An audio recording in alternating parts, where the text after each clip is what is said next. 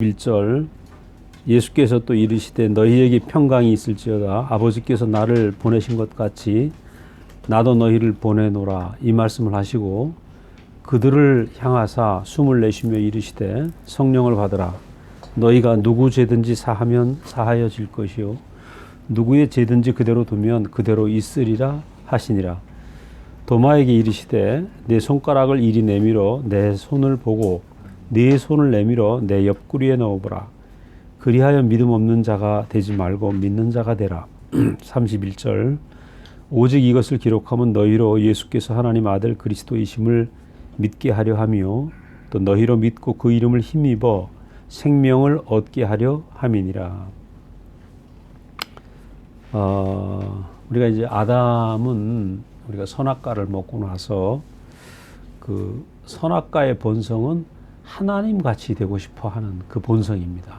그래서 그 선악과를 먹은 결과로 사람 안에 그 하나님 같이 되려고 하는 본성이 생겼다는 거죠. 그래서 누구든지 그 태어나면 조금만 있으면 그 자기 마음대로 하려고 하는 본성, 그죠? 이게 바로 누구의 말 듣기 싫어하고 내 생각대로 살으려고 하는 거역의 본성이거든요. 근데 사실 이 거역의 본성을 잘 몰라가지고 지금 제가 이렇게 말씀드리지만 굉장히 감춰져 있던 것들이었어요. 선악과의 정체가 밝혀지지 않았기 때문에 지금 많은 신학 안에서도 선과 악을 분리해서 얘기한단 말이죠. 선은 하나님에 속한 거고 악은 사탄에게서 나온 것이다. 이렇게 생각을 하고 있는 거죠. 근데 사실은 선과 악이 한 뿌리다. 그러니까 그 사람이 그 거역의 본성이라는 게 내가 하나님 같이 살으려고 하는 게 뭐냐면 자기의 선을 가지고 이거 옳은 거 아니냐 이거죠. 옳은 거 아니냐. 그러니까 거역의 본성에 깊이 있는 그것이 악이 문제가 아니고 사실은 선이 문제인 거죠. 그 거역의 본성 안에 뿌리 내리고 있는 그 자기의 옳음, 그죠? 내 옳음, 나의 선. 이것이 고래 힘줄처럼 아주 질긴 것이거든요. 그래서 죽어도 그거를 포기를 안 합니다. 지금 우리나라 뭐 정치도 그렇잖아요. 좌와 우로 갈려져 가지고 그 좌는 좌대로 옳은 겁니다. 우는 우대로 옳은 거예요. 그러니까 자기들의 최선을 다해 살고 있는데 하나가 안 되는 거라. 똑같이 당군의 자손이라고 그러는데. 그러니까 이게 뭐냐 하면 그 사람을 분열시키고 그 자기의 옳음을 가지고 있으면은요, 세상에 이건 그렇게 원수지간이 있을 수가 없어요. 뭐 지금 우리나라 옛날에 뭐 여순 반란 사건, 뭐 제주 뭐 4.3 사태 뭐 이런 데 보면 그 좌우로 갈라져 갖고 분노가 극에 달하는 거죠. 그러니까 사람을 찔러 죽이고 하는 거예요. 좌든지 우든지 똑같이. 그 모든 것이 뭐냐면 사람 안에 옳음이라는 선이죠, 선. 자기 나름대로 최선이거든요. 자, 그래서 이런 그 하나님 같이 되는 본성이 있는데, 그러다 보니까 자기의 옳음으로 가득 차니까 하나님을 알고 하나님의 성품과 하나님의 마음을 상속받을 사람이 자기 것으로 차니까 상속을 받을 수가 없잖아요. 그러니까 사람은 원래 하나님을 담는 빈 그릇으로 지어졌는데 그 자기의 옳음이 가득 차 있어서 하나님의 인격과 하나님의 성품을 상속받을 수 없는 이제 비극이 이제 시작이 된 거죠. 그래서 예수가 오신 것은 참 형상의 자리. 예수님이 오신 이유는 사람은 하나님을 온전히 나타내는 형상이다. 빈 그릇이다. 이것을 보여주기 위해서 오셨고 그 형상과 하나님을 온전히 나타내는 그 아들의 축복된 자리를 완전하게 드러내신 것이 십자가라는 거죠. 그래서 결국은 자기의 옳음을 지키기 위해서 예수는 자기의 옳음을 붙잡고 있는 사람들은 그 예수를 시기하고 예수를 죽일 수밖에 없는 이제 그런 입장이 된 거죠. 그렇기 때문에 우리는 예수의 십자가를 십자가에서 뭘 봐야 되는가? 예수님의 위대한 사랑과 위대한 희생을 봐서는 안 된다는 얘기예요. 그것도 있죠. 위대한 사랑과 위대한 희생도 있지만 그거는 사실 나타난 결과입니다. 예수의 희생과 예수의 그 어떤 죽음은 나타난 결과고 그 십자가의 본질은 뭐냐? 사람의 참 형상과 하나님 아들의 그 위치가 어떠한지를 그거를 십자가에서 전시하고 있다는 거죠. 그래서 오늘 이제 2000년 동안에 예수님이 나를 위해 죽으셨다. 나를 위해 희생하셨다. 우리가 그 죽음에 힘입어서 예수의 피를 믿으면 내 죄가 용서받는다. 제가 알고 있는 저희 집안의 어떤 분도 매일 기도할 때 보면 예수의 피의 공로에 힘입어 기도합니다. 이렇게 기도를 하시더라고요. 그러니까 그동안에 예수의 피의 효력, 효능, 내 죄를 용서받는 피의 효능, 이거를 붙잡고 있었다는 것입니다.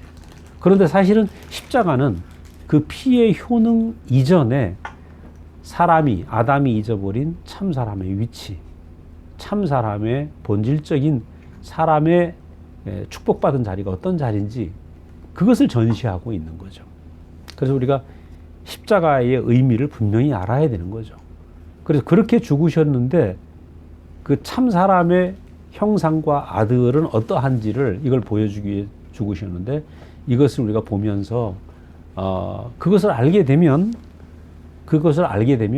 내가 지은 죄를 용서받는 정도가 아니고 죄와 상관없는 죄가 발생하지 않는 아들의 운명 안으로 우리가 들어가게 된다는 것입니다.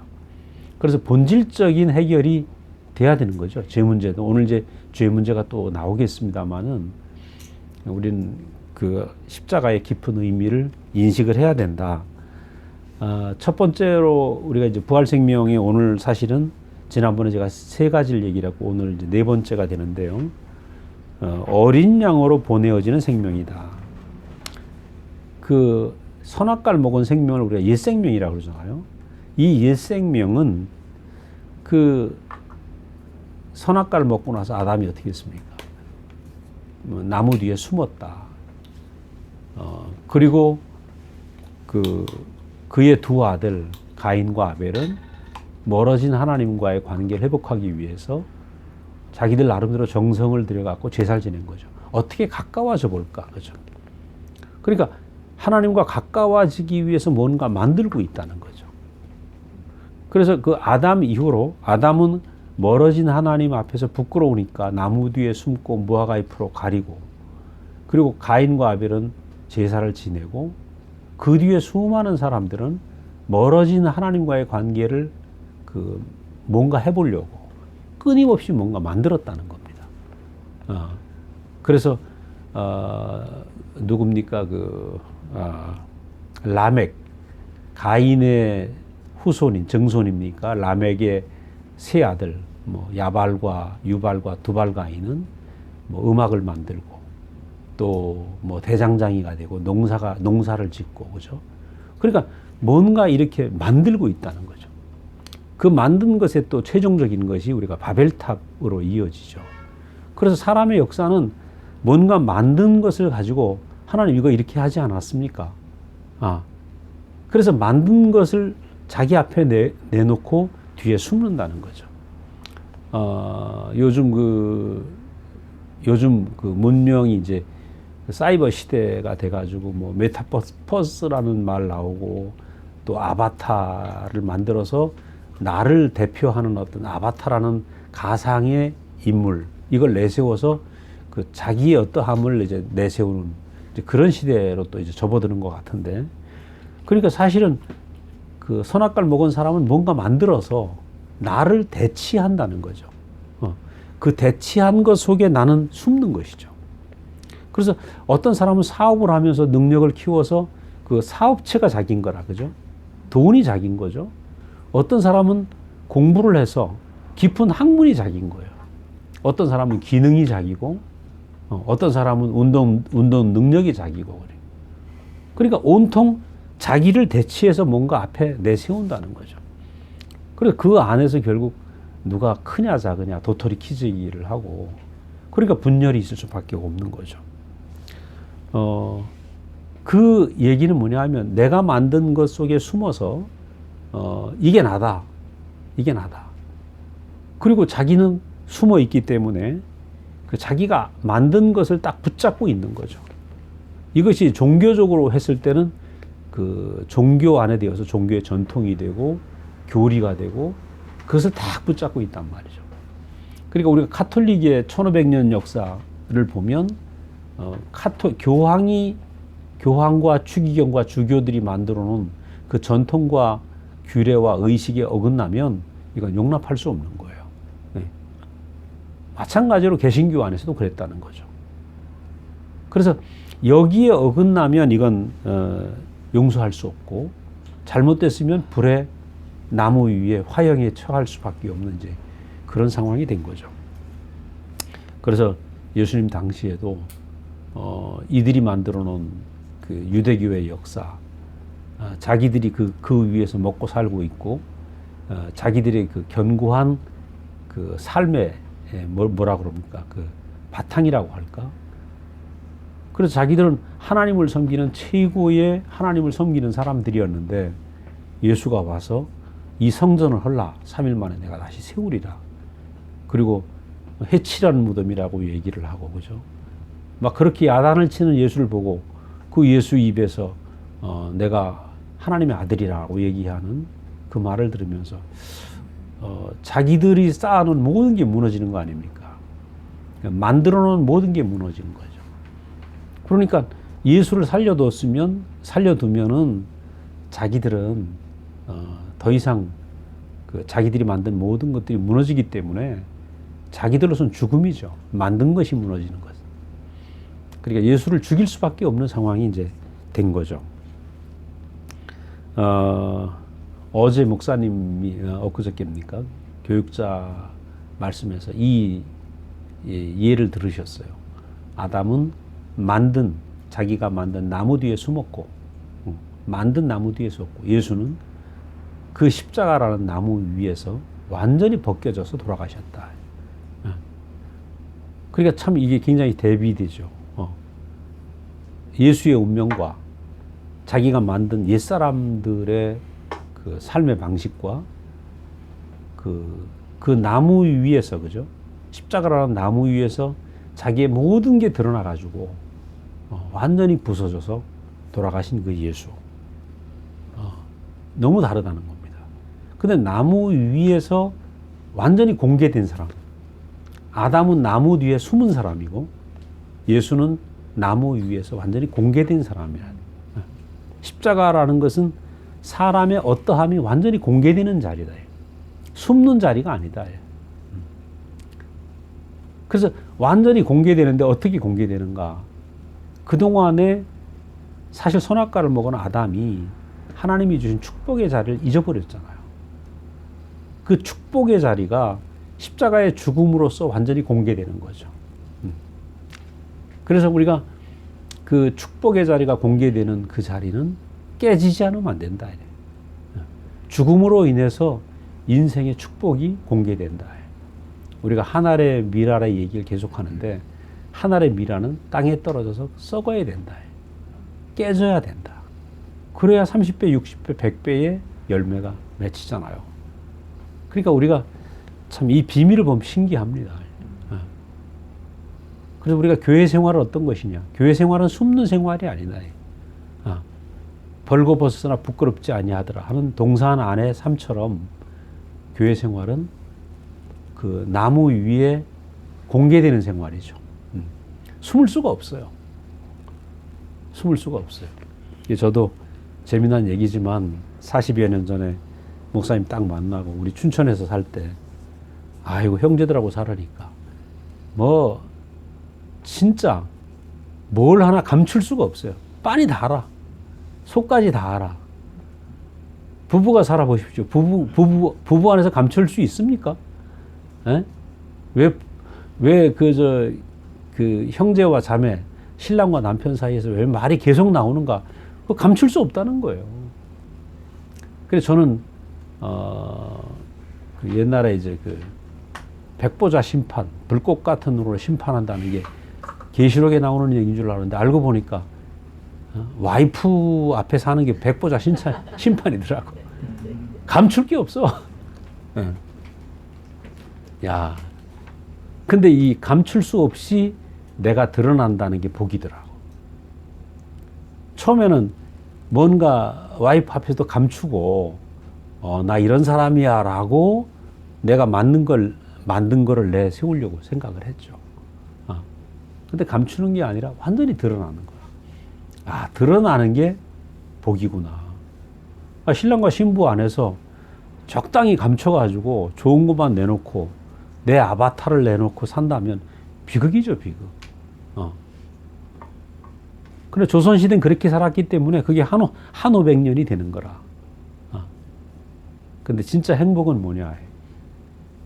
이 벌거벗으나 부끄럽지 않은 나의 부족함이 다 드러나고 문제가 다 드러나고 그리고 상대방이 다 보여지는 거죠. 그러니까 제가 어제도 이제 결혼에 대한 유튜브를 이제 두 번째 거 이제 올라갔는데 결국 결혼 얘기를 찍으면서도 제가 아주 단호하게 말할 수 있는 게 뭐냐면 결혼을 통해서 나의 부족함이 드러나는 것이다. 나의 부족함이 드러나니까 내가 흙의 자리가 보여지고 나는 혼자 살 수 없구나. 그 혼자 살 수 없는 것이 뭡니까 이게? 성숙이라는 거죠. 나 혼자 잘 살아. 이건 미성숙이래. 나 혼자 잘났어. 이건 미성숙이라는 거죠. 나 혼자 살 수 없구나. 나 연약한 존재구나. 나 옆에 사람이 필요하구나. 참 신기해요. 그럼 이제 이것이 결혼의 비밀인데 교회 안의 비밀도 똑같다는 것입니다. 그래서 우리가 나무 위에 달려서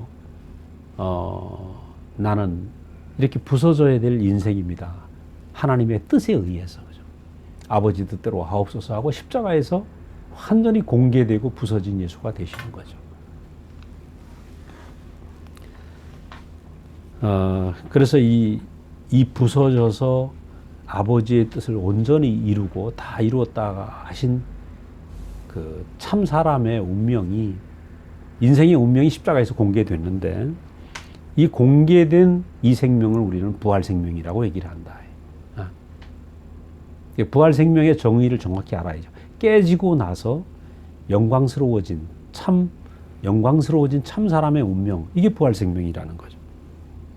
그래서 부활 생명은 아버지 뜻에 의하여 죽고 또 제자들에게 갈 때도 또 부서져서 간다는 거죠. 그러니까 아버지 앞에도 깨져서 가고, 그죠? 제자들에게 갈 때도 또 부서져서 아주 작은 인격이 되어서 스며들어 갈 수 있는 그런 인격이 된다는 거예요. 그러니까 깨짐으로 보내지는 운명이다. 즉, 여기 깨진다는 말을 동물로 말하면 어린 양이 되어서 보내지는 생명이다. 그러니까 우리가 교회 생활하면서 우리가 뭐가 됩니까? 전부 어린 양이 돼가는 거죠.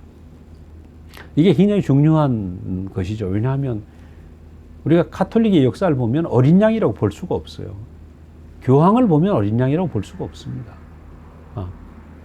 기독교 안에서도 기독교가 거대해지니까 얼마나 파워를 가졌습니까?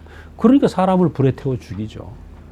사람을 불에 태워 죽이는 그 교권이 어린 양이라고 볼 수 있냐 이 말이에요. 그러니까 우리가 예수의 십자가를 보면 이건 완전히 깨어져 가지고 어린 양 같으신 끌려가는 인격이 우리 앞에서 나타난 것이거든요. 그러니까 우리가 이 말씀을 들으면서 우리는 뭐가 되는가? 말씀을 듣고 부서지고 벗겨지고 깨져서 어린 양이 되다. 그래서 그 어린 양이 되어서 결국은 아버지께로 가고 어린 양이 되어서 제자들에게 보내지는 그런 생명이 된다는 거예요. 또 제자들은 이 인격을 먹고 마심으로 또 만유에게 다른 사람에게 만유에게 그죠? 모든 사람에게 우리가 보냄을 받는데 어떤 보냄을 받는가? 어린 양으로 보냄을 받는다는 거죠. 그러니까 어린 양 고기를 먹고 우리가 어린 양 같은 인격이 되는 거죠. 근데 우리는 그동안에 어떻게 살았습니까? 하나님 주시옵소서. 강한 믿음, 그죠? 엄청난 헌신, 이거 어린 양의 세계하고 좀 거리가 멀잖아요. 그러니까 온통 예수님은 나의 목자시고 어린 양이야 하는데 내 안에 본성이 뭐냐면 선악과의 본성이 들어서 예수를 믿으면서 그 위대한 놀라운 예수님이라는, 마치 예수님이 어린 양이 아니라 호랑이 같은 모든 만물을 처리해주는 그런 인격으로 생각하고 있는 거죠. 그래서 우리는 오늘 우리가 어린 양을 먹고 마시는 생활, 이걸 통해서 우리가 어린 양의 본성을 가진 사람으로 변화되고, 우리가 더 부서져서 세상 앞으로 어린 양이 되어서 우리가 보내지는 그런 사람들이다. 우리가 가는 길을 우리가 분명히 아는 게 필요하죠.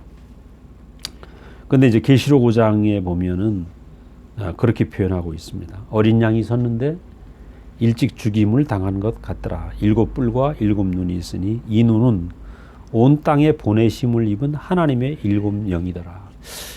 자, 이 어린 양의 운명인 십자가의 운명을 매일 먹고 마시면 어떤 일이 생겼는가? 어린 양이 섰는데 뭐라 그러세요? 7뿔과 7눈이 있었다. 그 어린 양이 있는데, 가축임을 당한 어린 양이 있는데 7뿔을 가졌더라. 7뿔이라는 말은 권세가 있다는 얘기죠. 자, 이 말은 어린 양인데 권세가 있더라는 거죠. 어린 양의 권세. 그래서 계시록 5장 이쪽에 보면 시온산에 어린 양이 섰는데 14만 4천이 흰 옷을 입고 같이 섰더라. 이 장면이 나옵니다. 그 말은 시온산은 어린 양이 통치하는 나라. 어린 양이 통치하는 나라. 하나님 나라는 신기합니다. 이상하게 그 죽임당한 어린 양의 권세가 나타나는 나라라는 거죠. 제가 처음에 이 말씀을 들을 때 저는 목회를 하려고 생각을 했는데 항상 내가 구한 건 은사와 능력을 구했어요. 왜? 그 은사와 능력이라는 엄청난 영적인 파워가 있어야 내가 존경받는 목사가 될 것 같더라고. 사역이 될 것 같더래요. 그러니까 나는 뭐냐 하면 그 예수님으로부터 능력을 받아서 내가 능력 있는 종으로 사역하고 싶었던 거죠. 능력이라는 무장을 하고 싶었던 거죠. 그런데 목사님을 딱 만났는데 능력을 하나도 볼 수가 없어요. 근데 이상하게 내가 쉴 수 있고, 내가 그 인격을 먹고 마실 수 있고, 그 너무너무 부드러운 인격을 내가 만나게 된 거죠. 근데 그 어린 양 안에 흐르는 생명이, 아까 우리가 부활 생명 얘기를 했지만, 어린 양의 생명이 뭡니까? 내 뜻대로 말고, 아버지 뜻대로 하옵소서. 자기 뜻이 없는 사람이니까, 하나님 뜻에 이끌려가는 사람이니까. 그죠? 그리고 자기 뜻이 없으니까 그냥 누구에게나 먹힐 수 있는 사람이 되는 거예요. 그래서 저희 지나간 40년의 삶을 보면 그 어린 양 같은 인격을 먹고 마시는 교회 생활을 제가 한 거죠. 그러니까 이상하게 너무 연약한 한 분인데 그 아버지 뜻대로 하옵소서, 교회의 뜻대로 하옵소서, 그리고 형제들에게 이끌려 가시는 그 삶 속에서 거역할 수 없는, 내가 순종할 수밖에 없는 그 권세가 있더라는 거죠.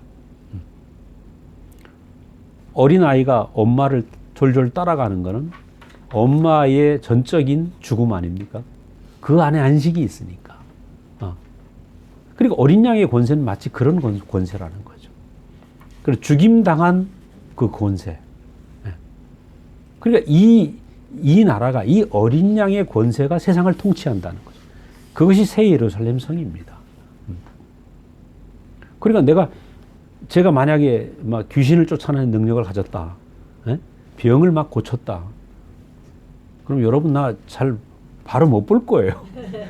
여러분 속에 귀신 내가 다 볼 테니까. 그러니까 이게 쉼이 있는 게 아니라 무서운 세계죠. 무서운 세계. 누가 호랑이냐 누가 용이냐 이 세계죠.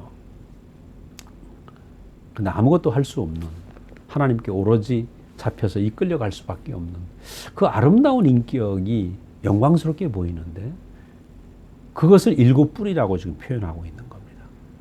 여러분이 이 어린 양의 운명을 살아가면 세상에 없는 권세가 우리에게서 나온다는 거예요. 그리고 그것이 내 자리이기 때문에 내 인생이 당당해져요.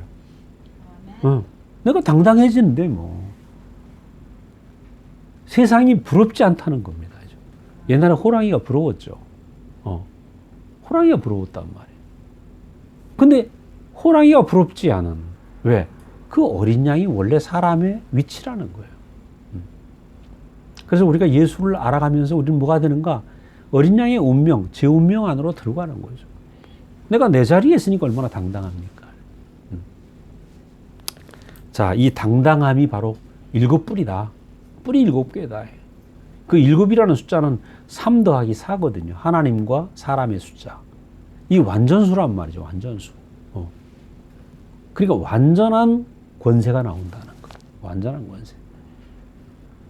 그래서 우리가 예수를 알면 알수록 참 사람의 권세가 그에게서 흐르는 거죠. 그 사람의 권세가 얼마나 놀라운지 알면 귀신이 두렵지 않습니다. 세상이 두렵지 않죠. 그래서 바로 어린 양의 운명을 우리가 알면 세상을 보면서 내가 위축되지 않는, 그죠? 요동치 않는 사람이 될 수 있다. 그렇기 때문에 우리 2세들도 아이들도 대대로 이 어린 양의 운명을 아는 게 너무 중요합니다. 이걸 모르면 매일 세상에 주눅들죠. 왜 나를 이렇게 지었냐. 예수를 믿어도 안 됩니다. 믿어도 안 돼. 그 다음에 7 눈을 가졌다고 그랬어요. 이 어린 양을. 7 눈. 그 7 눈이라는 말이 무슨 말입니까? 그 어린 양의 운명이 내 운명이 되고 나면 세상이 새롭게 보입니다. 여러분 요즘 세상이 새롭게 보이잖아요. 그죠? 세상이 새롭게 보일 뿐이 아니라 십자가의 운명 안에 내가 딱 있으면 모든 우리에게 일어나는 사건과 우리에게 있는 모든 환경이 새롭게 해석이 돼요. 전혀 다른 자리에서의 해석이 되어서 우리의 싫었던 역사나 고통이나 모든 것들이 말이죠. 야, 오늘 나를 이 어린 양의 운명으로 오게 하기 위한 과정이었다. 그러니까 생각 못하는 모든 역사들이 어떻습니까? 살아나는 역사로. 모든 역사가 부활되는 역사라고. 그러니까 모든 것을 부활로 바꿔버리죠. 살아나지 않는 게 없습니다. 제가 이 말씀을 처음 듣고 너무 좋아가지고 풀을 봤는데요. 풀이 왜 거기 있는지 알겠더라고. 하늘에 별을 봤는데 별이 왜 거기 있는지, 별이 있는지 해석이 되는 거예요. 아니, 제가 한산 이시인데 우리 그 시조 할아버지한테 고맙더라니까. 아, 그분이 오늘 나를 이 예수 안에 이 축복을 경험하기 위해서 그분이 한산 이시를 시작하셨구만. 조상이 감사하더라니까. 이거 뭡니까? 새로운 눈을 갖게 돼. 7 눈. 그러니까 모든 우리의 역사와 나의 인생과, 그죠? 모든 것들을 새롭게 해석하는, 살아있는, 부활시키는 역사로 바꾸는 눈을 갖는다는 거예요. 그 참 신기합니다. 부활 생명, 어린 양의 생명, 새 창조 안에서의 눈은 그렇다는 거예요. 그러니까 하나님 말씀도 전부 살아나죠. 의문의 말씀들이 전부 살아있는 말씀으로. 아주 신기한, 너무 놀라운 세계라는 거예요. 뿐만 아니라 온 땅에 보내심을 입은 하나님의 7 영이더라. 이제 바로 이 어린 양의 운명을 가지고 7 뿔의 권세를 가지고 7 눈의 새로운 눈을 가지고, 그죠? 온 세상에 7 영, 7배나 강화된 인격으로 세상을 간다는 거예요. 이 누구 얘기입니까? 우리 얘기입니다. 우리 얘기예요. 머나먼 계시록 얘기가 아니라 오늘 우리가 부활생명 안에 어린 양을 먹고 살면 우리가 7뿔과 7눈과 7영을 가진 강화된 인격으로 어린 양인데, 그러니까 우리가 어린 양의 운명을 먹고 마시면 이상하게 세상이 보이는 거예요. 세상이 부럽지 않은 겁니다. 그 사람들을 우리가 매여 있는 사람들을, 그죠? 매여 있는 사람들을 풀어줄 수 있는 그런 사람으로 우리가 가게 된다는 거예요. 우리 강민이 형제님 처음 와가지고 막 너무 좋아가지고 집에 가서 막 얘기를 했다고 그러잖아요. 왜 얘기를 했겠어요? 이 어린 양의 운명이 너무 확실하고 좋은 거라. 세상보다 더 큰 거죠, 이게. 그러니까 내가 세상에 가서 이 복을 얘기할 수밖에 없는 거예요. 이상하죠? 이 안에서 나눠지는 건 맨날 십자가의 운명만 얘기해요. 내려오지 못한 얘기를 하는데 그게 내 자리고, 내 위치고, 그죠? 내게 딱 맞는 생명이고. 그러니까 세상을 이기는 생명이죠, 세상을. 우리가 이기려고 노력하는 게 아닙니다. 내가 어린 양의 위치에 있으면 세상을 다스리고 새롭게 해석해주고 세상의 생명을 불어넣어주는 그 놀라운 생명이라는 거예요. 야, 그러니까 십자가의 비밀은 너무너무 놀랍습니다. 너무 놀라워요.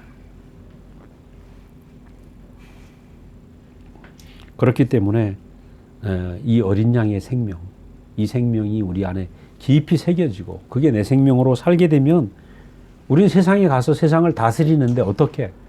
죽음으로, 나의 죽음으로 다스리는 거죠.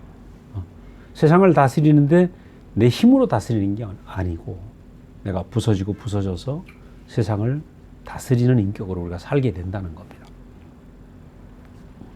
두 번째로는 이제 거기 뭐라 그랬습니까? 너희가 성령을 받으라. 너희가 네 죄든지 사하면 사하여질 것이요. 네 죄든지 그대로 두면 그대로 있으리라. 어떻게 죄를 사한단 말인가, 그죠? 너희가 성령을 받으면 네 죄든지 사하여 줄 수 있다. 죄를 사하여 줄 수도 있고 그대로 둘 수도 있다. 이렇게 얘기를 하죠. 아니, 죄를 어떻게 사한다는 겁니까?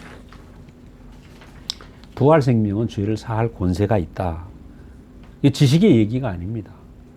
우리가 죄를, 문제는 내 옆 사람의 죄가 자꾸 보이면 용서하기 어려워요. 그렇죠? 죄가 보이면 용서하기 어렵습니다. 괘씸하죠. 자, 옛 생명은 선악과가 있기 때문에 죄가 보인다는 겁니다. 선과 악이 계속 내 안에 지식으로 남아 있어서 옛 생명 안에서는 죄가 보이는 거예요. 근데 오늘 부활 생명 안에는 죄가 보이지 않는다는 거예요.